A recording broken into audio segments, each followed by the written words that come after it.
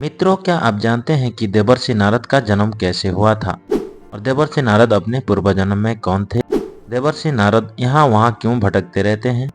आज के वीडियो में हम सारी बातें आपको बताएंगे। मित्रों, ये तो हर किसी को पता है कि देवर्षि नारद ब्रह्मा जी के मानस पुत्र हैं। देवर्षि नारद का जन्म ब्रह्मा जी के गोद से हुआ था। परंतु क्या आप जानते हैं कि देवर्षि नारद को अपने पूर्व जन्म में स्वयं ब्रह्मा जी ने ही श्राप दिया था? दरअसल हुआ ये था कि एक बार ब्रह्मा जी के सभा में सभी देवी देवता गंधर्व भगवान का संकीर्तन करने के लिए आए थे। देवर्षि नारद अपने पूर्व जन्म में उपबहन नाम का एक गंधर्व थे और उनका विवाह भी हुआ था और वो भी अपनी पत्नियों के साथ वहां आए थे। कीर्तन के बीच में ही हंसी मजाक करने लगे, जिन्हें देखकर ब्रह्मा जी को गुस्सा आ गया।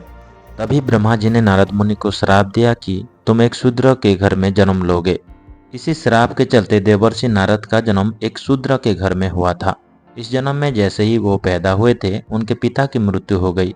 उनकी माता दूसरों के घर काम करके उनका भरण पोषण करने लगी। एक दिन उनके गांव में कुछ महात्मा चतुर्मास्या बिताने आए थे। नारद जी ने उनकी खूब सेवा की, इससे उनके सारे पाप धुल गए।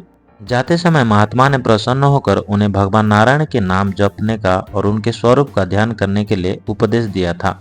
तभी से नारद जी का भगवान के प्रति आग्रह बढ़ने लगा। एक दिन जब नारद जी पीपल वृक्ष के नीचे बैठकर भगवान का ध्यान कर रहे थे, तभी अचानक भगवान उनके हृदय में प्रकट हो गए, पर अपना दिव्य स्वरूप दिखाकर वह जल्द ही अंतर्ध्यान हो गए। इसके बाद भगवान को दोबारा दर्शन करने के लिए नारद जी व्याकुल हो गए, पर तप करने पर भी कोई भी सफलता नहीं मिली।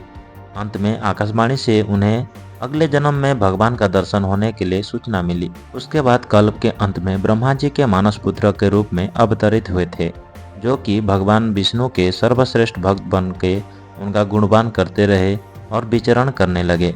पौराणिक मान्यता के अनुसार देवर्षि नारद को दुनिया का सबसे पहला पत्रकार भी माने जाते हैं। इसके साथ ही देवताओं का ऋषि होने की वजह से उनको देवर्षि भी कहा जाता है।